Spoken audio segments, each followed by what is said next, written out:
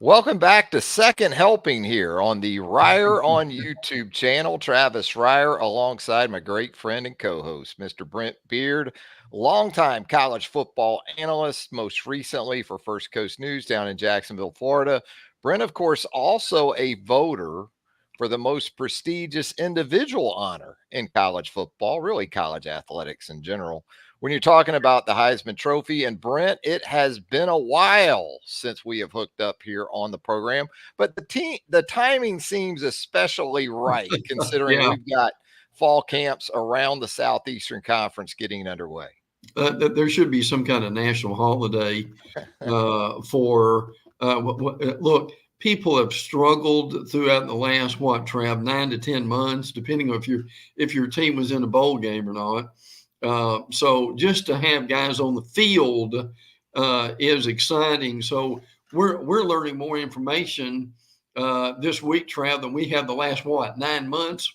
Yeah, the last couple days, you've got programs around the league. You got others, I think, today that are cranking up as well in the Mm-hmm. Southeastern Conference. So it is undoubtedly a very exciting time of the calendar sports year. And, we haven't talked since SEC Media Day. So we'll get things going. Just wanted to get a couple of your thoughts in terms of the media voting out there in Dallas, Texas. And it's always interesting, even in a year where you add Oklahoma and Texas to this league and you start thinking about order of finish because there are no more divisions. Yes. Um, and I don't think it was a surprise to see Georgia and Texas there at 1-2. Mm-mm.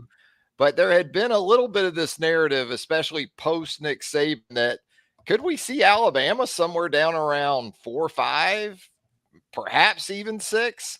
And I guess when it came time to actually put the vote in, the Crimson Tide still finds its place there in the number 3 spot behind the Bulldogs and the Longhorns. And kind of likewise, there had been a lot of talk in the offseason about Mizzou and perhaps the Tigers being even a college football playoff team. I think they ended up a little bit lower Mhm. than some of that Mhm. buzz would have indicated. I guess when it comes down to it, same old for some of these teams. Well, our thinking has to be different now. And just because maybe your favorite team is not number one, look, the thing Travis and I have been talking about for months now, the SEC is going to get what, Trav, 4 or 5 in.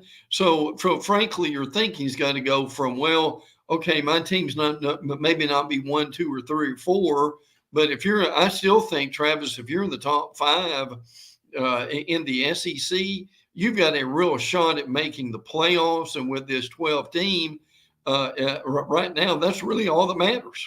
It is. And again, it's preseason. We know how these polls have worked maybe in the past where some of the teams were picked. Again, a lot of buzz about Ole Miss in the offseason, Mm-hmm. too.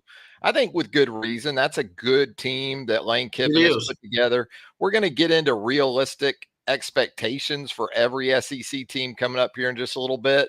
So we'll outline some of what we think is possible for a team like Ole Miss, especially from a schedule perspective. But then you also think about the individual honors and the preseason All SEC teams, and everybody goes straight to the quarterback position Oh, yeah. every year. And so, Yes. again, Georgia, Texas represented right there on the first and second teams with Carson Beck. And also Quinn Ewers of Texas. And then it aligned really with the overall predictions for the teams because Jalen Milroe checked in there at third. You still got Jackson Dart. You still got Brady Cook. You got Nico Iamaleava Yeah. at Tennessee, Connor Wiegman, Jackson Arnold. I think the quarterback position will be interesting to watch postseason to see how all this shakes out. Well, here's what's unusual about that is, Trav, we really don't have the battles we used to, do we? I mean, so much of this now, Not with uh, the portal. Yeah. yeah, is already decided. Brock Vandergriff at Kentucky, Lenore Sellers at South Carolina. Now, there may be a little bit with Connor Wiegman and A&M. Particularly depends on how quickly he can get back. Uh, Pavia and Vanderbilt. Both Nate Travis and Johnson. I just Yeah. love him, but the reality, could Clark Lee to throw a little wrench in there somehow or another with as far as competition? But I think that's an astute point. I mean, this is the first time, Trav, that I remember in a while that we basically have got almost every quarterback position that at least we think we know what it's going to be on August the 1st, which is very unusual, isn't it? Yeah, even transfer portal guys, it's been plug and play. I mean, Blake Yeah. Shapen at Mississippi State, he's Hmm. not only the guy, Jeff Lebby even took him to Dallas. Yeah, You know, he he sure hadn't played a did. game yet, hadn't Yeah. really been a Mississippi State Bulldog, but that's the certainty that exists with Shapen there in Starkville. So we'll talk more about different positions as we move throughout the program, as we get into the realistic expectations for all these teams in the Southeastern Conference in 2024. By the way, we are live. So if you'd like to jump in via the comments, feel free to do that. We would love to hear from you. We'll get into your thoughts, we'll get into your suggestions. Love it right here on the Reier on YouTube channel. And if you haven't already subscribed to Reier on YouTube, go ahead and hit that subscribe button right now. Turn on those notifications. You'll get all these shows as they drop right here on the channel. And of course, we always appreciate a like. A thumbs up would help us out tremendously as well. So let's do it, Brent. Let's get into one realistic expectation for every team in the league. And I want to go ahead and do this because this is a time of year where the expectations are not realistic, right? Yeah. Because Right. everybody, well, not Yeah. everybody. I don't think even Vanderbilt fans think the Commodores are going to go 12 and 0, Yeah. but Yeah. there is extreme optimism, as there should Hmm. be. And what we'll do is we'll go alphabetically through the league. And what better place to start than right there with Alabama, with Yeah. Kalen DeBoer coming in and the standard not changing at all. I don't think in terms of what that fan base, what the Crimson Tide faithful are going to look for out of Kalen DeBoer's first team. And I think largely because of this roster. You can talk about Texas and Yeah. Georgia and picking Yeah. those two teams at the top. I get it. But Alabama's roster can go with either of those teams. And the Crimson Tide doesn't see Texas in the regular season, gets Georgia at home. So my realistic expectation for Kalen DeBoer in his debut season in Tuscaloosa is this. For the 13th time in the last 14 seasons, the Tide will not drop more than one regular season game. I think you could go either way with that. I think you could also say, well, for the second time for just the second time in the last 14 seasons, Alabama's going to lose multiple regular season games. But I just look at this roster right now, and I think it's realistic to think Kalen DeBoer can accomplish that in year one. Yeah, I certainly think that they're a playoff team. And by the way, they've got an early game that I think will be very important for them. They go to Wisconsin, and that's around noon. And oh, by the way, since Big noon kickoff. That's Big right. noon. Oh yeah. Let's see what Urban has to say about that one, Trav. And by the way, at Wisconsin, one Tyler Van Dyke, Trav, who used to be at Miami, will be their quarterback at Wisconsin. Hopefully, he's improved over what he was at Miami. Sometimes that happens when you have a change of scenery. Look, I'm going to say for Alabama, this secondary is going to be better than people think it is. I mean, my Stars, they've certainly got the talent, don't they? I know you've written about it. Damani Jackson, Deshaun Jones, Keon Sabb, King Mack, Jalen Mbakwe. I mean, some of these names Alabama fans will get used to as it goes along. Some of them are transfers. Some of them are tremendous high school players brought in. But I just think this defense is going to be better than some of the folks that predicted. Love this coaching staff. I think it's an upgrade in some ways, not taking away anything Nick Saban did during his time in Alabama. But I'm with you. I think people may be surprised how good this team is. Yeah, I like that Alabama didn't leave stones unturned when it came Yeah. to replacing so much in that secondary. especially where the transfer portal was concerned. If nothing else, you're going to reinforce your depth. You're going to reinforce competition, and it is stylistically going to be a little bit different scheme. So you're looking for maybe a little bit of a different type of player at corner and safety, and at uh, at the star position, or what it was known as the star position under Nick Saban. What about the Arkansas Razorbacks as we move through here, Brent? Give me a realistic expectation for the Hogs in a big year for Sam Pittman. To me, the big thing, and for those who are viewing us for the first time, Travis and I have covered this league for decades, and we go back to the point, and it never ends on this, is your line of scrimmage determines everything. And I think that I think Arkansas's offensive line is going to be better. I mean, they basically knew who their 5 starters are going to be during the spring, which I think is important. But they do have their own transfers. Joe Moore from Syracuse, Keyshawn Blackstock comes over from Michigan State, Josh Braun, obviously competing inside. I think that's going to be the big thing. I mean, obviously Bobby Petrino is going to get all of the publicity with Arkansas and with Sam Pittman on the proverbial hot seat. Questions about, well, could Petrino be the replacement? But I think where this season goes, Trav, is going to be dependent on their line of scrimmage. If it's better and they're around 500, we'll be talking about Sam Pittman this time next year.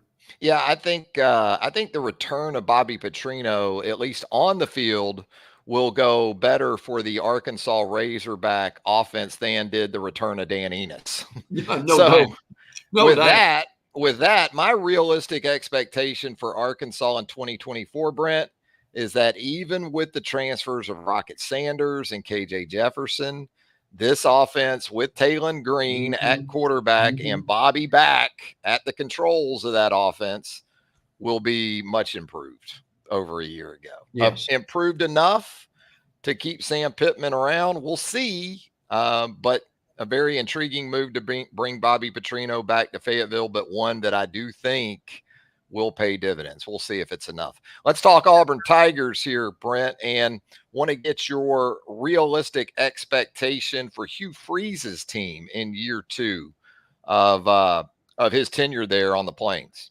I think their scheduling is going to hurt them this year. I mean, having every game at home in September is one thing. Having 0 games at home in October is the nuttiest thing I've heard of in a while. That is just absolute absurd scheduling. It's cooler for your fans. You're losing October as far as opportunities for recruits to come in. So and then they've just got a brutal stretch of schedule that I think is going to catch up with them at some point. I think this team probably is around 500.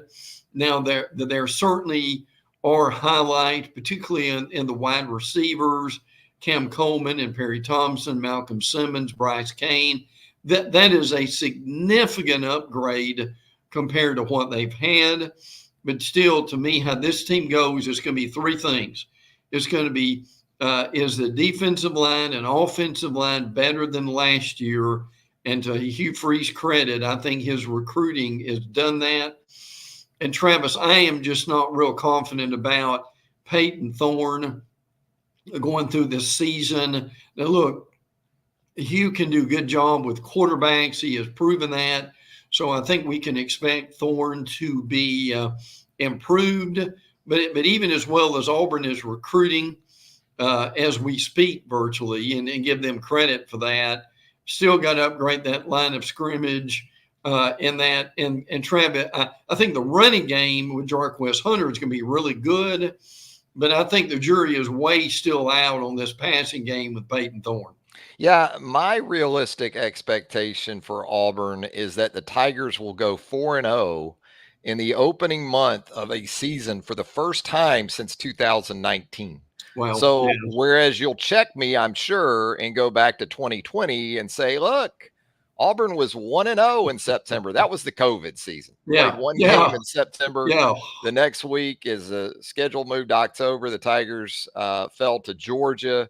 So I think the schedule, as you said, it's kind of a double-edged situation. But you open with Alabama A&M. You get the return game from Cal at Jordan-Hare. New Mexico with Bronco Mendenhall now as the head Mm-hmm. coach Mm-hmm. visits Auburn in week 3. Then you get a visit from Arkansas. And as you said, just 5 straight to open Oh, the season at home. Oklahoma capping that run. But right, October, even with a bye week in that month, Georgia at Mizzou at Kentucky. Now man. that's going to be a tough stretch. But I Mhm. have a little more belief in Peyton Thorne simply because I do think the weaponry is going to be vastly improved Yes. with Cam Coleman, Yes. the 5-star freshman, also Keandre Lambert Smith coming in. So I like that. I don't think Peyton Thorne is headed for a Joe Burrow Mm-mm. 2019 type Mm-mm. of season in any way, but he's definitely going to have more help than he had a year ago. And a team that I think is sort of reminiscent or similar to Auburn going into this season is the Florida Gators. Yeah. And I think that'll show up in my expectation for Billy Napier's team in 2024 here coming up. But where are you at on that? I think this team could actually be 6-6 or 7-5. I think they can go 4-1 or 5-0 in September. I really like the offense. And I really think they're going to be, frankly, very good. Graham Mertz, I think, is a very good quarterback, and the weapons around him. With Montrell Johnson, I think that they'll be able to run the ball. But look, where this team is going to be determined by their special teams and their defense. Ron Roberts coming over from Auburn, I think, is going to be huge for them as far as helping Austin Armstrong out. Now, look, this sounds silly, but I think it sums up a lot about where they are and where they need to go. Is Joe Houston has been brought in to help the special teams, and they're using what they call a special teams mat. I saw that. Trav, I don't think that was comforting to Florida fans. no, That no, Matt, if that's the no. answer to the special teams woes, and look, Billy's not alone. I mean, there's other coaches out there that Oh yeah, really aren't into designating a special teams coordinator. yeah, I don't think Kalen DeBoer has done that at yeah. Alabama. He's got an analyst that he's brought in.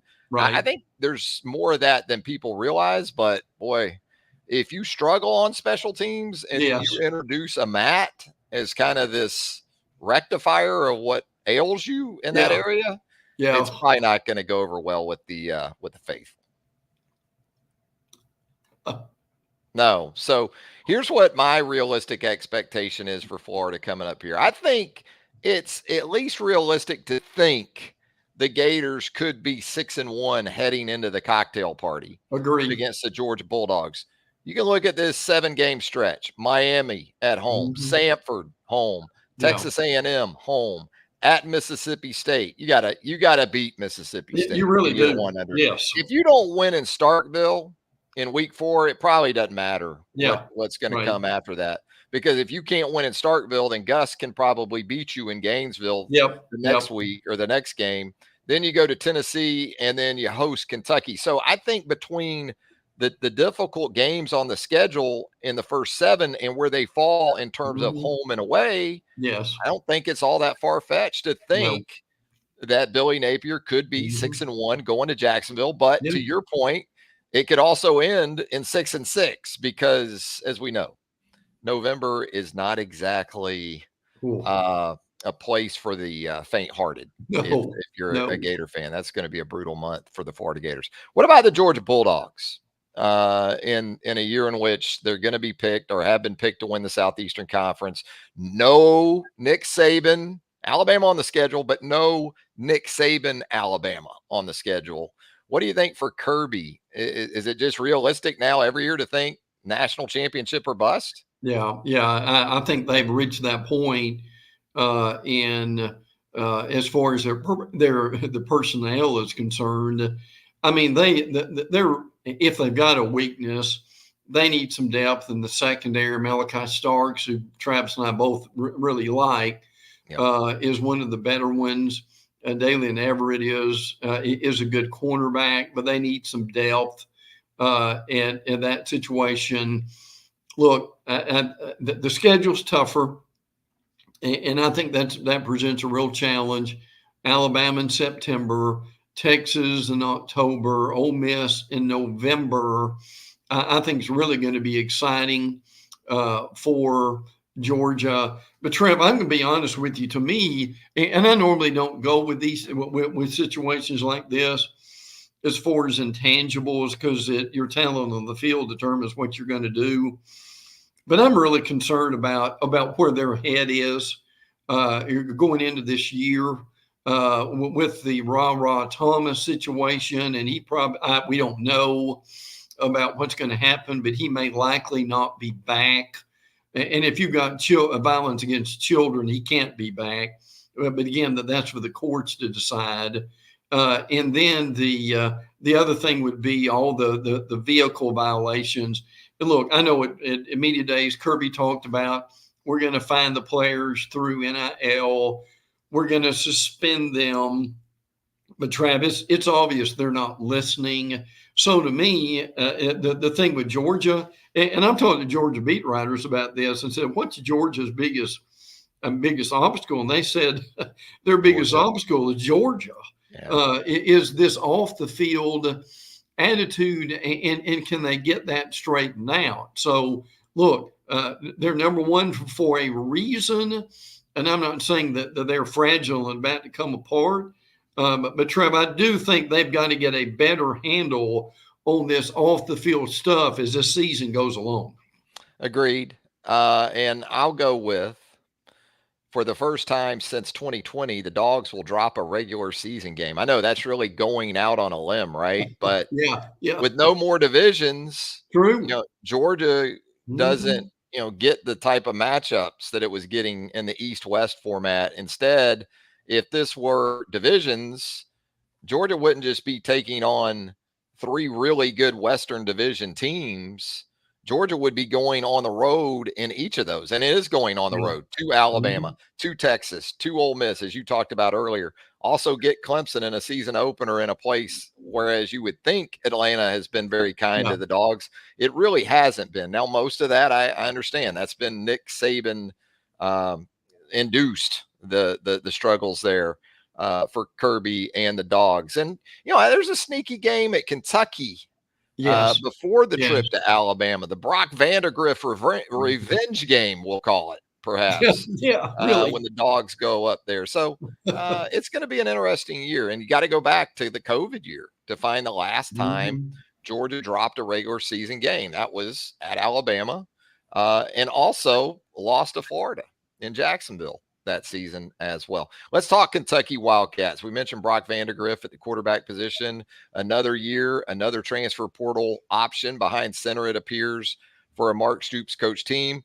I'm going to go with, for a 9th straight school record season, the Wildcats will extend that bowl streak.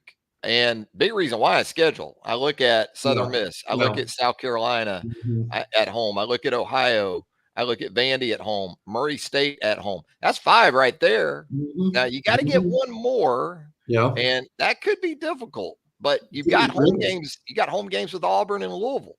And you should have some, that Louisville-Kentucky rivalry means something to the people in the Commonwealth. Now, you go on the road to Florida, Ole Miss, Tennessee, and Texas. So those are going to be tough. But right now, I don't see why a 9th straight bowl trip wouldn't be in line for Stoops and his program.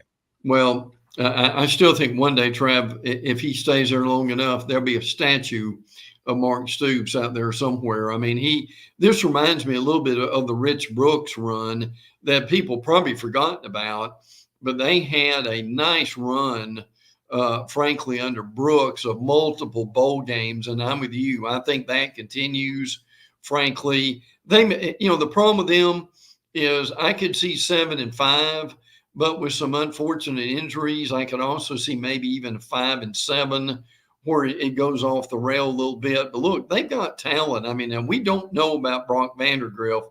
We think he's going to be okay. And if he stays within himself, I think he'll be fine. I think part of the problem with Kentucky is just landing at one spot and staying there for a while on offense. I know Liam Cohen has been back and forth a little bit, and he's helped them. It just didn't work last year with Devin Leary. But look, this Barry and Brown and some of these guys they've got are really good. I mean, Brown is a dual threat, and he travel on special teams and wide receiver, and they've got Jamon Dumas Pop Johnson on the defensive side of the ball. So they've got enough Georgia help, I think, on this team. This is a can we say this is a tweener team, Trav, that it could be anywhere from 5-7 to 7-5, and maybe even an 8-4 if Vandergriff goes well. But there's still a whole lot of questions to make you wonder, aren't there? Yeah, I think barring injury to Vandergriff, or you said Barry and Brown, who I love, Eric Wolford too bounces back to Kentucky as the offensive line coach after a season in Tuscaloosa. I think that's a good situation with him working with Cohen again up there. I mean, I think, as I outlined, I think there's some swing games there. I think primarily it's going to be home games against Auburn and Louisville. The road is going to be tough. Maybe you steal one in Gainesville, but otherwise it's going to be difficult to win more than 7, I think. Yes. But you will go to a bowl game for a 9th straight season. No other coach. You think about some of the football coaches Kentucky's had, and that's Stoops alone to pull off that trick. Hey, let's talk LSU right here on second helping, Brent. And for me, it's not even Garrett Nussmeier. It's really nothing to do with the offense. For me, correct. It's a defense that was porous, to say the least, in 2023. Yeah. And so my realistic expectation for LSU this season is that the Tigers will not give up 17 plays, an average of 17 plays per SEC game of 10 yards or more. 17 a game in SEC play. Blake Baker comes in as the new coordinator from Mizzou. Bo Davis comes home as the DL coach from Texas. Unfortunately, you lose Mason Smith and Jordan Jefferson off that defensive line to the Jacksonville Jaguars. Mekhi Wingo is now with the Detroit Lions, one of those defensive linemen. You're going to be interested to see what Harold Perkins' usage kind of looks like. So there's still personnel concerns for this LSU defense, but they have got to be more fundamentally sound than they were a year ago when people were just running free in wide open spaces on a weekly basis. The unfortunate part of it is, if you watch the spring game, the wide receivers at times did not have anyone within 10 yards of them. That's the problem. Yeah.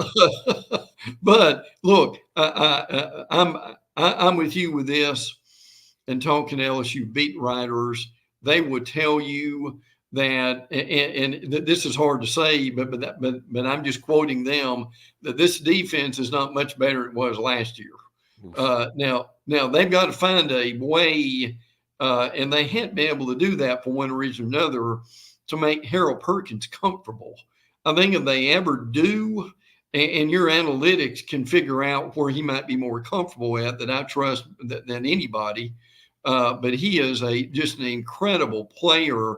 But again, bringing in the staff they did, that's going to pay off for them in the long run.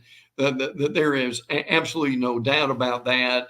I mean, I think both of us are really big Bo Davis fans. Bo Davis is best defensive line coach in America, and I don't think there's really anybody even close. And Corey Raymond also came over from Florida, and he's a really good recruiter. Look, this bunch is always going to be able to recruit. Offensively, with Nussmeier, they may have the best offensive line in the league, with Campbell and Jones and guys like that. And I think they'll be able to run the ball. Josh Williams is going to be good. Caleb Jackson, Caden Durham, and John Emery.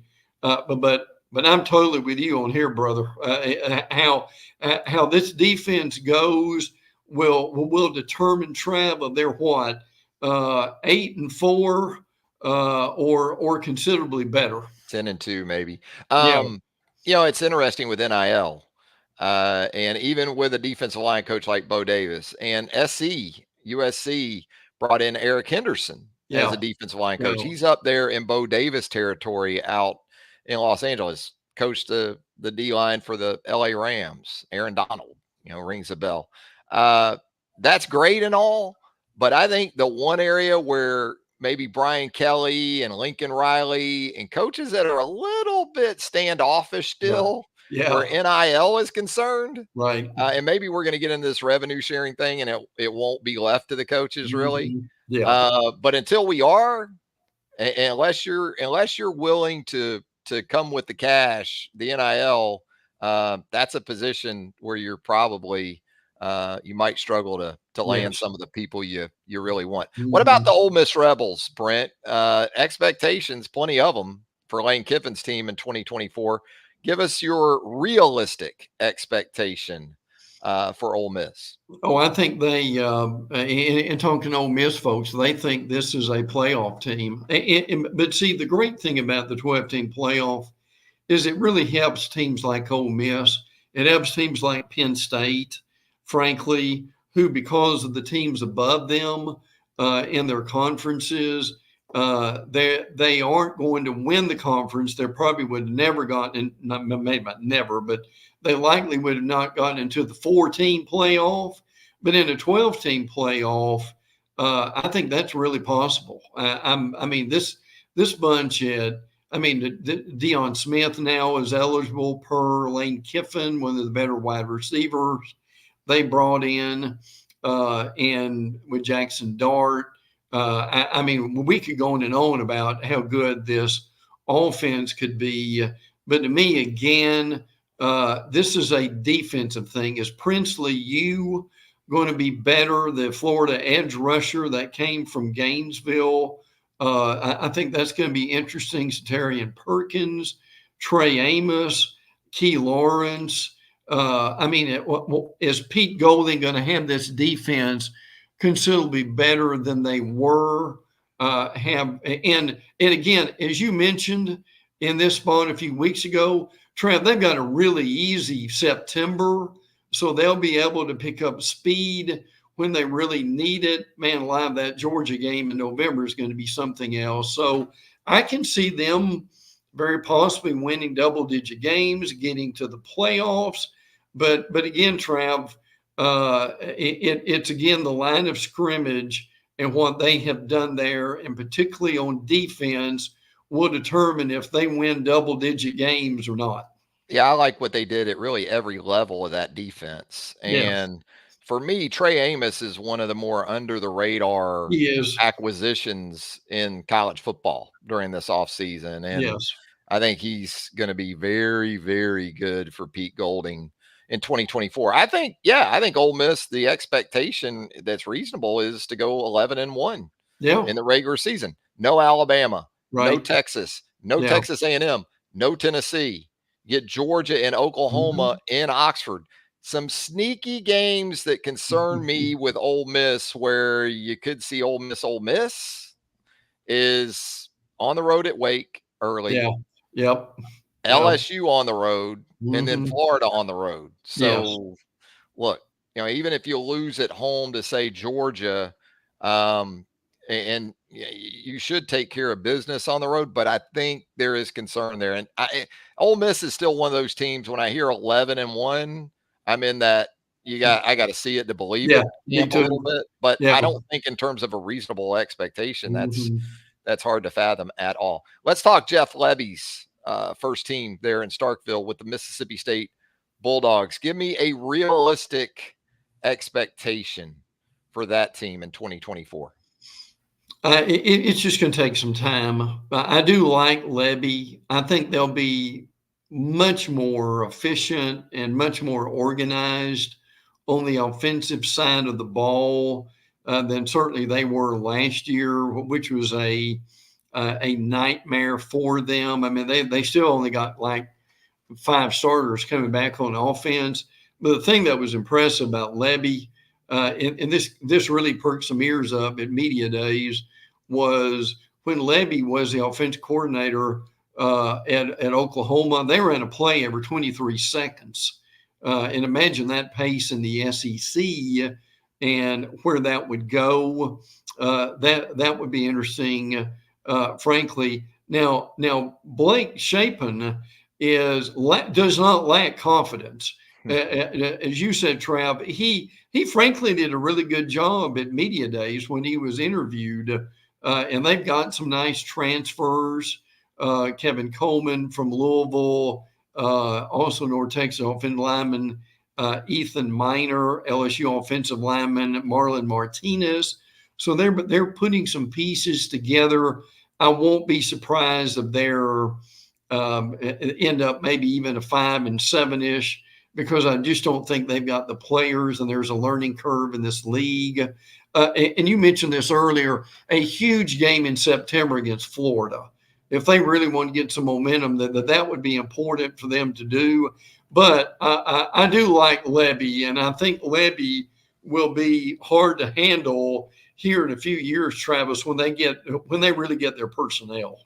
Yeah, my realistic expectation for Mississippi State is that the Bulldogs will not rank 13th in the league in passing offense like they did Really? a year ago. Really? Not with Levy in there. I think this Yeah. Levy Shapen marriage is going to be a lot more harmonious than the Zach Arnett, Will Rogers marriage. That was an annulment. I don't even know if they made it to the courthouse with that one. That was a disaster last year. So it's got to be better given Levy's pedigree. And you're right, man. It is a tempo game right now. And with Heupel doing what he does at Tennessee, and now Levy coming into the league, you're not going to have time to think much on defense. I will be interested because I think the thing that gets overlooked with offenses like Levy and Lane, and Levy's worked for Lane in the past, is that they do like to run the football. They do. Yes, they like to run the football. We think about spreading it out, going fast, throwing it all over the park. But you look at rushing numbers a lot of years, and that's where they've kind of hung their hat. Yeah. So Woody Marks is now at Southern California, previously of Mississippi State. So that'll be interesting in the backfield there for the Bulldogs. Let's talk Mizzou. Similar to Ole Miss in some ways, I think. We talked about Auburn and Florida, maybe drawing some parallels between those two. I think the same is true for Mizzou. My realistic expectation is similar for Mizzou as what it was for Ole Miss a few teams ago.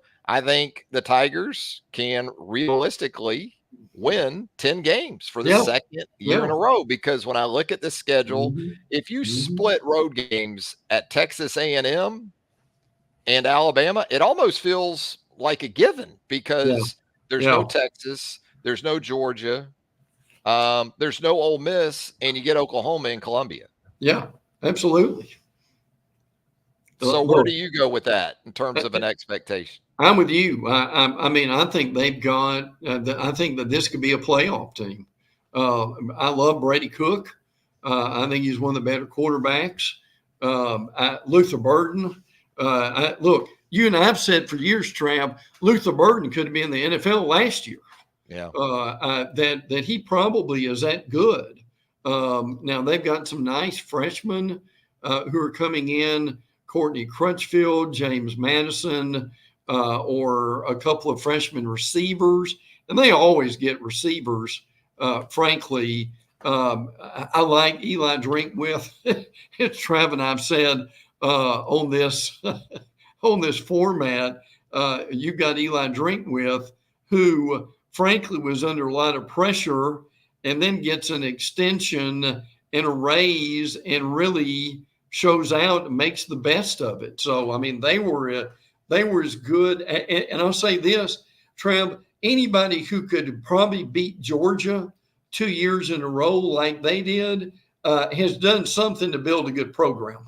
They have. You obviously have the concern about the the departure on the defensive side, not just in terms of personnel, but Baker staying in the Oh yeah, league and going yeah. over to LSU. He did a tremendous job in the time that he was in Como. So, but absolutely from a schedule perspective, and with Brady Cook back at quarterback and some of the playmakers that you outlined, obviously running back is a big void you Mhm. have to fill. It looks like Drinkwitz was very aggressive in the transfer portal in filling some of that. So, yeah, Mizzou, a lot of reason for optimism here in the preseason. What about the newcomer?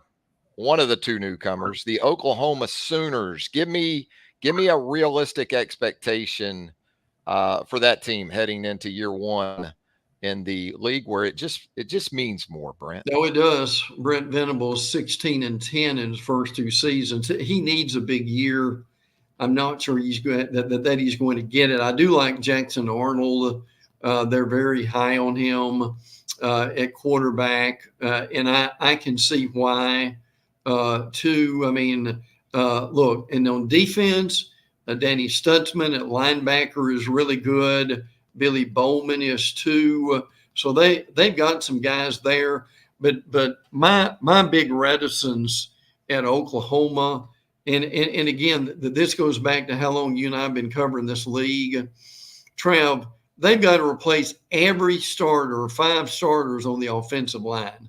And I don't care who you are, I know they've got good players, but anytime you've got to deal with replacing your virtual entire offensive line, regardless of how good Jackson Arnold is, and he can probably run around some of those issues, but you can't hide from all of it. To me, that's going to be, that will make their season is how quickly that offensive line either improves or doesn't improve. Yeah, even with the skill guys like Gavin Sawchuk back at Yeah. running back, who had a strong finish to last season, and I'm not as worried about Dylan Gabriel moving on to Oregon because I think Jackson Arnold can live up to it. He was a little Mm-hmm. bit up and down in that start in the Alamo Bowl when he got the opportunity at the end of last season, but all the tools were on display. I don't think there was uh, any argument about that. But No. I'm probably more worried for this team about the start to SEC play. Yeah. I Yeah. think a realistic expectation for Oklahoma is to start 0-3 in the Yeah. league Yeah. because Yeah. Wow. you open with Tennessee and Norman. Mm-hmm. You get Auburn on the road, and then it's Texas and Dallas. Yeah. Yeah. So could be a few lumps coming the Sooners' way before they really get things sort of figured out, like you talked about on that offensive line.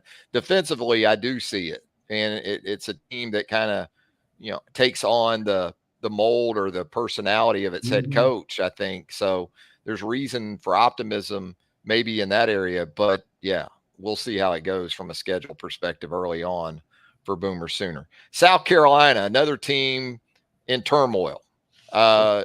Yeah. And with that, I really am interested in your realistic expectation for Shane Beamer and this team going into, I think, a very defining stretch of his tenure. My concern is that are they closer to a disaster more than they are being on solid ground? Frankly, the North Sellers they like. I think they like his dual threat situation. I mean, if he gets hurt and you're depending on Robbie Ashford, who is not very impressive at Auburn. Let's just be honest about that. Frankly, I mean, to me, a healthy Rocket Sanders would cover a multitude of sins for this football team. Frankly, that would be humongous for them. But Trev, I just be honest with you. I don't have a lot of optimism for them. I think they're truly at a crossroads. And I give Beamer credit. I mean, early on, they won some important November games, beating Clemson and Tennessee and Florida. But how much equity is left from that, with this group at this time? And look, I feel for their fans. It's one of the most passionate fan bases in the entire SEC. But man, this is a crucial year for them in travel. Are they going to be able to keep the car on the road, or is it going to run into the ditch a few times? Yeah, I think Spencer Rattler was one of the more undervalued He really players in college was. football the Yes. last couple of seasons, and I think that's going to be highlighted, unfortunately. That's my Yes. fear for South Carolina, is that Yes. are folks that didn't really get that, they're going to come to that understanding this season. And my concern, one of my realistic expectations for this team is that for the second time in 10 years, Sean Elliott might very well serve in an interim role as It head could coach, be. Yeah. because he did it Good back in point. 2015 after the head Yeah. ball coach called it a career about Mhm. mid-season Yeah. up in Columbia. And Elliott comes in from Georgia State. I like that hire. I like Sean Elliott there, Yeah. but my concern is it's too late. It could Yes. be too late, Yes. and that the way that he really serves this program moving forward, perhaps, is on an interim basis. Hope that Mhm. doesn't happen. I look at the Yeah. South Carolina schedule. You open with ODU, Old Dominion, but then you're at Kentucky. You get LSU at home. Akron's should be a win, but then Mhm. you go Ole Miss, at Alabama, at Oklahoma, and Texas A&M. Oh. Oh. So really, from a schedule perspective, if Shane Beamer can get to the home game against Yeah. Vandy Yeah. on November the 9th, he could Mhm. go the distance. But, Yeah. and I like Shane Beamer. I like his energy. I like all those Mhm. things. I think he's the right kind of coach and guy for Yeah. that job. You're going Yeah. to have that kind of energy.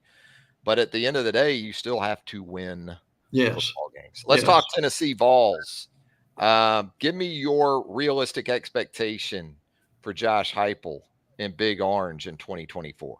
My thing with Tennessee is can they win on the road in the SEC? And I'm not sure that they can. I think that's going to determine a lot. Heupel is 5-7 travel on the road in the league, and at some point that's got to change.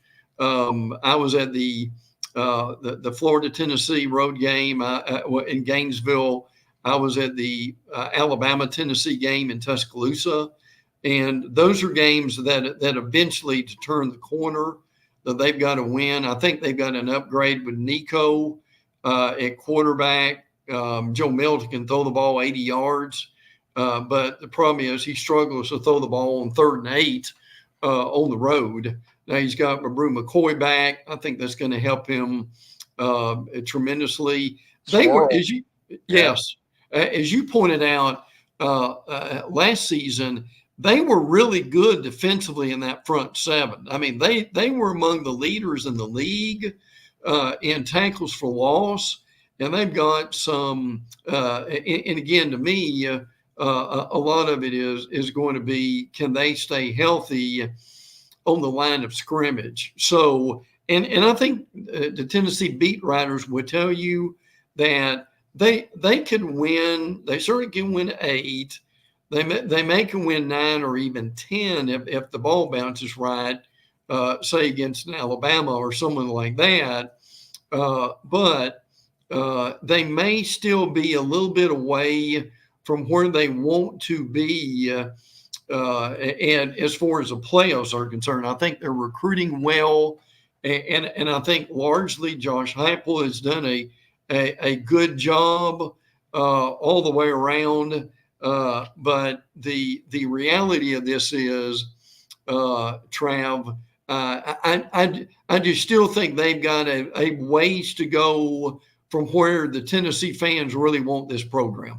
Yeah, I hear you about the road struggles, and that's why my realistic expectation for the Vols in 2024 entails a home matchup. I Yeah, think it's realistic to think for a second straight home matchup with the Alabama Crimson Tide that the Vols come out on top in a matchup with Alabama at Neyland Stadium. That in and of itself, I think, kind of like Gus Malzahn when he was at Auburn, that gives you sustainability if you're sure, Josh Heupel. If you sure. beat Alabama just enough, you're going to be fine. And I think Mhm. Tennessee is talented enough and is good enough at this point to perhaps get that done. Not saying they will, but I think it's a realistic expectation if you're a Tennessee fan.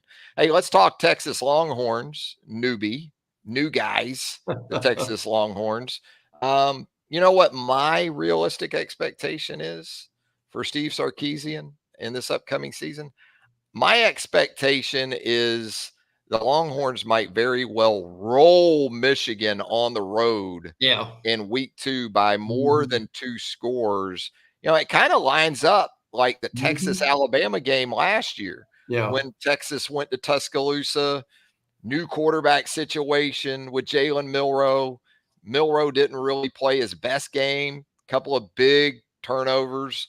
Big Blue up at Michigan going through a similar situation on the heels of JJ McCarthy. And not just that, I know it's a promotion from within, but still a coaching change there. But the one thing I feel pretty confident about, and there's more than one because this Texas team is so talented, is that the Longhorns will roll Michigan up in Ann Arbor. Well, I'm going to say their whole season is going to depend on can they replace Devontae Sweat and Byron Murphy. The bigs. Yes. Yep. And now they've got some. I mean, they've got some really good linemen: Alfred Collins, Bill Norton, Jermaine Lowell. But Trav, that's the thing. I mean, you've got Sweat Murphy, 74 tackles, 16 tackles for loss, and 7 sacks. And Trav, I don't remember seeing anybody as big as Sweat who can move as fast as he can. Yeah. And replacing him is going to be unreal. But Texas gave up 250 yards passing per game. That was 113 out of 130. So defensively, they've got to make some adjustments for that. Obviously, Quinn Ewers in this offense, the receiving core, Isaiah Bond coming over from Alabama is going to be unbelievable. But I think this team goes as far as this defense allows them to go. But I mean, I can see double-digit wins. I can see them being in the playoff, and maybe even possibly going a round or two if the defense improve. But you're right. It's almost an embarrassment of riches for Sark this year. Yeah, I think, Bo Davis, as we talked about too, is not just those big guys that they had Yeah, up front. They're right, losing the guy who coached and got a lot out of those big right. guys the last few years in Austin. What about rival A&M, Texas A&M? Give me a realistic expectation for Mike Elko in year 1 out there, the former defensive coordinator for the Aggies, taking over for Jimbo Fisher. What do you got for us out there in College Station? I like Elko. I think he's going to do a really good job.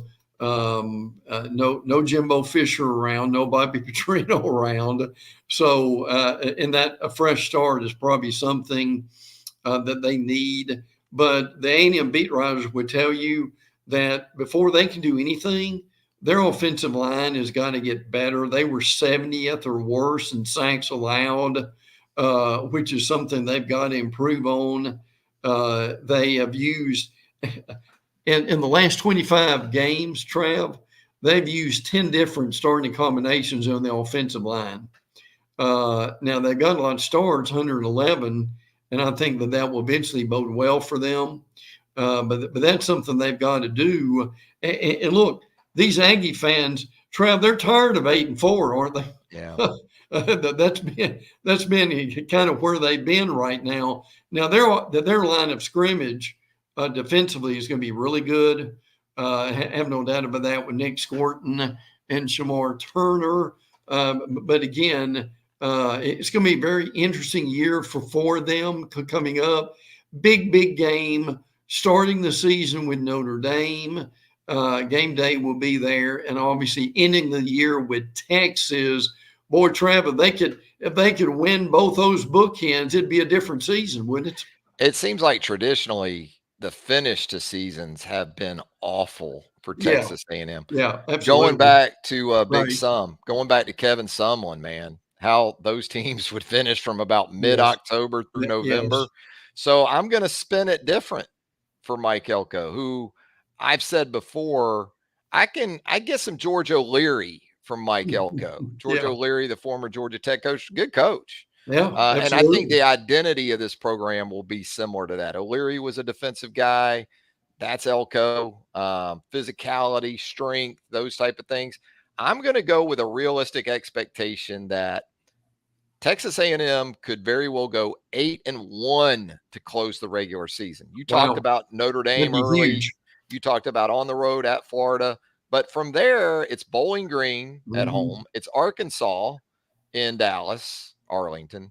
Mizzou at home, at Mississippi State, LSU at home, South Carolina on the road, New Mexico State at Auburn, and then Texas in College Station. So when you think about the home games, if you look at that stretch of, say, 9 games, the games that you'd want in College Station, I think, are going to be in College Station when you Yeah. look at Yeah. Mizzou, LSU, Mhm. and Texas. Now, Jordan Hare can be tough. We know that. But that's just an expectation I'm going to throw out there, a Yeah. realistic expectation. Mhm. Hey, let's Mhm. wrap things up with the Vanderbilt Commodores.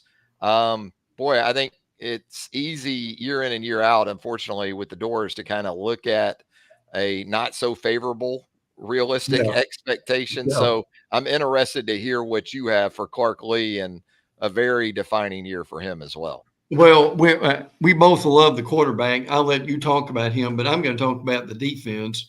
Now, Clark Lee, I understand, is taking that over, and they've got some talent on that side of the ball. This Langston Patterson is your prototypical Mike linebacker for them, and they've got some other guys. C.J. Taylor is at safety that they really like. Ricky Wright also as safety. So they've got some talent defensively. If they can stop some people and get more out of that offense. Eli Stowers is a good tight end, comes over from New Mexico State. So my understanding is the defense has had the offense right now, and it's real early to say the least. But if they can get trapped offensively, if they can get into a rhythm, and this defense improves, it could be a much better year in Nashville. And you went ahead and kind of told on me. You knew I was going to talk about Diego Pavia We coming love in him. from New Mexico State. If you didn't see this guy, he's kind of like Tiny Tebow. He's like a Yeah, smaller yeah, Tebow, but he is hella fun to watch. yeah, And he he is. helped New Mexico State go into Jordan Hare Hmm. and really kind of dominate Yeah, Auburn on its yeah, home field. Now, of course, Auburn came back the next week and scared the heck out of Alabama, right. uh, all the way literally to the final whistle of that one. Hmm. But I think Diego will be an ESPN Plus Yeah, All American, not an yeah. ESPN All American. I think ESPN Plus because that's probably where you're going to have to go to find Hmm. a good bit of the Hmm. Vanderbilt games Yeah, is yeah, ESPN Plus. But I love this guy. And I know, as you kind of talked about earlier, Utah transfer Nate Johnson took the first snaps with the Vandy offense on Wednesday. I don't care. I yeah. think it's going to Right, ultimately right. be Diego. We And I will. can promise you, I will be tuned in on a weekly Absolutely. basis. Can't wait for it. There you go, Brent. There is a realistic expectation or two from us for every team in the Southeastern Conference because Absolutely. never are expectations higher than on August the 1st. Yeah, yeah. It's spring training in baseball, I believe. Trav is Yeah. the reality of it. But I know we're about to head out. But we're going to have a quick pumps report for one, and two. I'm excited about all the channels and YouTube stuff that you're doing, my friend. Let folks know about that. Yeah, Pops is doing well. We recently had a Pops on point here on Reier on YouTube. By the way, if you haven't subscribed to Reier on YouTube, go ahead and hit that subscribe button right now. Turn on those notifications. You'll get all the Pops content and this as it comes about. But we're gonna get together with Pops again real soon. We did a Florida Georgia 1980 rewatch with Pops here on the Oh, channel. That was a lot of fun. It I bet it it was. tore it just tore open some scabs, Yeah, yeah. I you know, bet it did. from 44 years ago. So Woo. we enjoyed that. But exactly, looking forward to doing a lot of stuff here on the channel. 21 great years at BamaOnline.com, man. It was an absolute blast. Love all the folks that helped make that possible. Shannon Terry, Tim Watts. When it comes to providing the very best in Crimson Tide coverage to that Alabama fan base, Yeah, those two are second to none. I mean, they are tremendous. But yeah, looking forward to more stuff like this, and hanging out with you is always a good time. And absolutely. Oh enjoyed yeah. it again, and we'll be doing this quite a bit more regularly moving forward. Well, and let me say this as it ends, and I'm pretty transparent about things like this, but I appreciate your support and others. The mother of my children died of cancer a few weeks ago. One of the kindest, most wonderful people that anyone could meet. Incredible mother, and we appreciate the continued prayers for the girls. It's been tough, but we're trying to push through here. But the support has been greatly appreciated, Bud, in a lot of ways. Passing of Connie was heartbreaking, to say the least. No other way for me to sum it up, and we're just we're saddened by it, Mm-hmm. but we love her, and as you said, just one of the greatest people you Yes, would ever no encounter. question. And she'll have a place with us, a very fond Mm-hmm. place with us, moving forward, no doubt. Hey, Brent, appreciate the time again, and we'll do this again real soon. Good. Look forward to it, pal. Take care. For Brent Beaird, Travis Reier, Reier on YouTube. It's second helping right here on the channel. Until next time, so long, everybody.